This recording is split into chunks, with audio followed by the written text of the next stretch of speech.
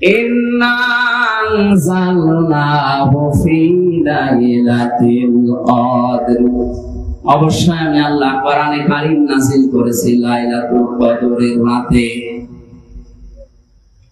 এটা শেষের 10 দিনের বেজোড় সংখ্যা যেগুলো আছে তার ভেতরে কদর তালাশ করার জন্য নবীর আহ্বান বিশ্ব নবীকে আল্লাহ জানিয়েছেন আপনি তালাশ করেন।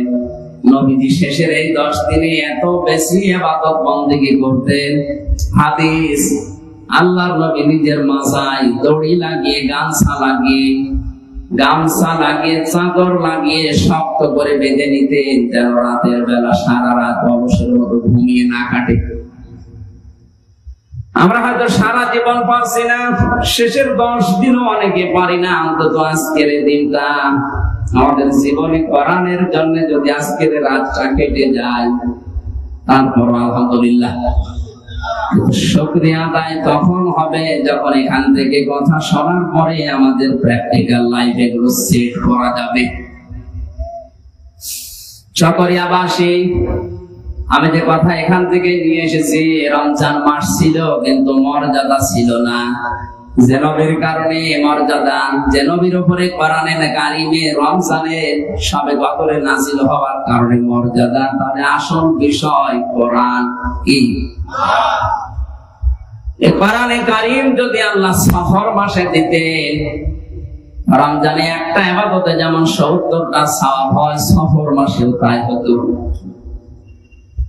উদাহরণ দিতে গেলে আমরা বলি যে এটা যেন বিয়েতে বরের মতো।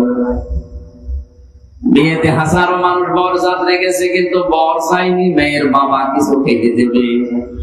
বলেন, আজকের এই ময়দানে কোরআনে কারীম থাকার কারণে আল্লাহ এত বেশি মর্যাদা বাড়িয়েছে। চিন্তা করেন, ৭০ বার সুবহানাল্লাহ বললে যা হতো এর আগের মাসে, আজকের এই দিনে একবার বললে সেই সওয়াব আপনি পেয়ে যাচ্ছেন।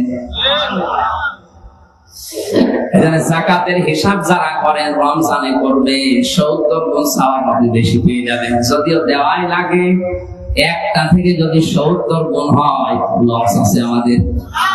দুনিয়াতে নেকির কাজ, ভালো কাজ যার যত বেশি হবে, কিয়ামতের ময়দানে তার মর্যাদা আল্লাহ তত বেশি বাড়িয়ে দিবে। মুসলমান ভাইরা, আল্লাহ কিন্তু বেশি বেশি কাজ চাননি, আল্লাহ চেয়েছেন ভালো কাজ। আল্লাযী খালাকাল মাউতা ওয়াল হায়াতা লিয়াবলুয়াকুম আইয়ুকুম আহসানু আমালা। আমি তোমাদের মওত আর হায়াত তৈরি করে দুনিয়ায় পাঠালাম কেন জানো? আমি চাই তোমাদের ভেতরে সব চাইতে ভালো কাজ কে করে আসতে পারো। আল্লাহ পাক যদি বলেন ভালো কাজ করে থেকে যেতে পারো, তাহলে আয়াত আমি পড়তাম না। যেহেতু লিয়াবলুয়াকুম আইয়ুকুম আহসানু আমালা দিয়ে আল্লাহ জানিয়েছেন ভালো কাজ করে কি আসতে পারো আমার কাছে, আয়াত দ্বারা বোঝা যায় দুনিয়ায় আপনি যত উপরে ওঠেন না কেন, মাস্ট বি আপনাকে আল্লাহর কাছে যাওয়াই লাগবে। ওখানে যাওয়ার আগে যেন ভালো কাজ আপনি করতে পারেন। ভালো কাজ কি? আমি আপনি নিজে মনে মনে একটা কাজ আবিষ্কার করলাম, ওইটাই ভালো কাজ হয়ে যাবে তা না। ভালো কাজ হওয়ার জন্য শর্ত 2টা। 1 নম্বরে আল্লাহর হুকুম থাকা লাগবে, 2 নম্বরে রাসূলের তরিকা থাকা লাগবে, নয়তো এটা ভালো কাজ হবে না। আল্লাহ আকসারু আমালা দিতে পারতেন, আমি বেশি বেশি কাজ চাই। আল্লাহ বলেন আহসানু আমালা ইসমে তাফসীর, এটা সুপারলেটিভ ডিগ্রি। আল্লাহ বলেন আমি কাজটা চাই কিন্তু ভালো কাজ, যে কোনো কাজ করো ভালোভাবে করো। এই চকরিয়া যত সুন্দর বলছিলেন এমপি সাহেব, এই কারণে যতগুলো কাজ উনি করেছেন ভালো কাজ ভালোভাবে করেছেন, এই জন্য চকরিয়া যত শান্ত লাগছে। আপনি এই চকরিয়া না, এরকম জেলা এরকম থানা বাংলাদেশে বহু আছে, জানতো এরকম জায়গায় 2টা 3টার সময় বের হন, আপনি কেমন নিরাপদ থাকেন দেখছি। এখনো পর্যন্ত যে নিরাপদে আছি একটাই কারণ বা প্রমাণে যে আমরা যে কাজই করি না কেন আমরা যেন ভালোভাবে করি। বলেন আমিন। কাজ আপনার অল্প হোক কিন্তু কাজটা যেন ভালো হয়। কি হয়? রমজানুল মুবারকে যারা এসেছেন কোরআনে কারীম এই মাসে আল্লাহ নাযিল করার কারণে, এই শবে কদরে কোরআন নাযিল হওয়ার কারণে এত বেশি গুরুত্ব বেড়ে গেছে। আয়াতের পরবর্তীতে আল্লাহ প্রশ্নবোধক চিহ্ন দিয়েছেন আল্লাহর নবীকে। এটা ইন্টারোগেটিভ সেন্টেন্স। আল্লাহ পাক বলেন, ওমা দরাকা মা লাইলাতুল কদর। আপনি কি জানেন লাইলাতুল কদর কি? এতক্ষণ যেটা বলছি যে লাইলাতুল কদরে কোরআন আমি নাযিল করলাম, আপনি শুধু শুনে চুপ করে আছেন। আপনি কি জানেন এটা কি? লাইলাতুল কদরি খায়রুম মিন আলফি শাহর। এখানে আলফুন ওয়াহিদুন নেই। এখানে যারা আলেম আছে জিজ্ঞাসা করেন তো আলফুন ওয়াহিদুন মানে 1000 বছর, আর আলফুন শাহরুন হাজার হাজার বছর। তার মানে আজকের রাতে, এই শেষের 10 দিনের বেজোড় রাতে যদি কেউ সত্যি ইবাদত করে কাটাতে পারে, মহান আল্লাহ তাকে হাজার হাজার বছরে ইবাদত করলে যে সওয়াব হতো ওই রকম সওয়াব দিয়ে দেবে। এখন আমাদের বোঝার বিষয় আয়াত থেকে এই কথা বলেন কেন? ইবাদত কি? আমার মনে হয় এখানে যারা বসে আছি 100 জনের প্রায় 98 জন 99 জনের ধারণা ইবাদত মানে বসে বসে শুধু জিকির করা, নামাজ পড়া, রোজা রাখা, পর্দা করা হয়ে গেছে। এটা নাম ইবাদত না। ব্যক্তিগত জীবন থেকে আন্তর্জাতিক জীবন পর্যন্ত, রান্নাঘর থেকে সংসদ পর্যন্ত সব জায়গায় আল্লাহর ইবাদত আছে না নেই? আছে। আর ইবাদতটা কি? মানুষের সাথে যে কথা বলে, যদি হাসি মুখে কথা বলেন ওইটাও ইবাদত। অথচ অনেক মানুষ এটাকে গুরুত্ব দেয় না, দুনিয়ার কাজ মনে করে কথাই বলতে চায় না, গোমরা হয়ে বসে থাকে।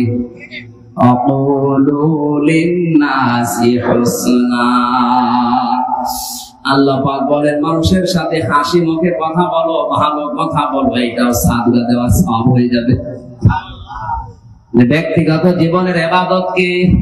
মানুষের সাথে ভালোভাবে ব্যবহার করা, হাসি মুখে কথা বলা, এটা ইবাদত।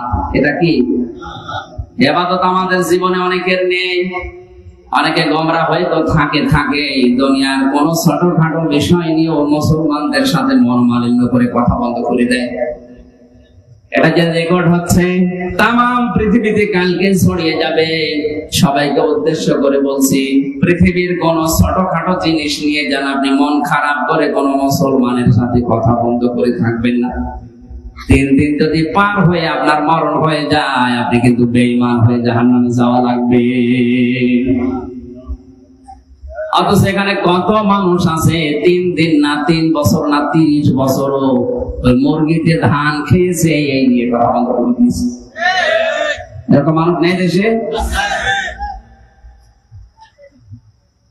যেহেতু এটা ইবাদত, এই মুহূর্তে মনোমালিন্য মিলিয়ে ফেলেন। আল্লাহর নবী বলেন যাদের কথা বন্ধ হয়ে গেছে, প্রথম যে লোকটা সালাম দিয়ে কথা আরম্ভ করবে, এই লোকটা আমার আল্লাহর কাছে সবচাইতে বেশি প্রিয় হয়ে যাবে। আমাদের যাদের এই অভ্যাসটা খারাপ হয়ে গেছে, কিছু হলেই কথা বন্ধ করে দেয়, এখনই মনোমালিন্য মিটিয়ে ফেলবেন। যদি আগে থেকে উদ্যোগ নিয়ে কাজটা করতে পারেন, আপনি আল্লাহর কাছে প্রিয় হয়ে যাবেন। ইবাদত 2 নম্বরে আমরা বুঝি না। ব্যক্তিগত জীবনের ইবাদতের পরে মানুষের ইবাদত শুরু হয় সামাজিক জীবনে। কোন জায়গায়? পারিবারিক জীবনে ইবাদত আছে, সামাজিক জীবনে ইবাদত আছে, রাজনৈতিক জীবনে ইবাদত আছে, অর্থনৈতিক জীবনে ইবাদত আছে, সামাজিক জীবনে ইবাদত আছে, সাংস্কৃতিক জীবনে ইবাদত আছে, ধর্মীয় জীবনে ইবাদত আছে, আন্তর্জাতিক জীবনে ইবাদত আছে। সব জায়গায় আল্লাহ ইবাদত সেট করে রেখেছেন। আমরা আসলে ইবাদতই মনে করি শুধু রাতে সুবহানাল্লাহ আলহামদুলিল্লাহ 2 রাকাত নামাজ না। এসবে কদর এসেছে আপনাকে ইবাদত মানে যদি ইবাদত বুঝে বুঝে করতে পারেন, তাহলে 1000 বছর না, হাজার হাজার বছরের চাইতে বেশি নেকি পাবেন। আমরা হাদিস থেকে শুনি হযরত ওমর খুব বেশি দিন দুনিয়ায় বেঁচে ছিলেন তা না, কিন্তু তার ইবাদতটা এমন পর্যায়ে পৌঁছিয়েছে, খুব ভালো করে শোনেন, ইবাদত সম্পর্কে যে ভুল ধারণাগুলো আছে, আজকের রাতে ইবাদত করলে হাজার হাজার বছরের চাইতে বেশি নেকি পাওয়া যায়, ইবাদতই তো বুঝি না।